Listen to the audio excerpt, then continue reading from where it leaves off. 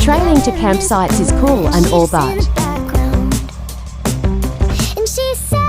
this bitch is so badass rolling up like this on her Tiger with all her gear.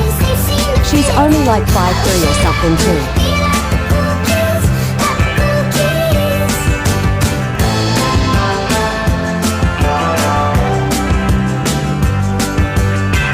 Steph is also a badass for driving this wide trailer for us.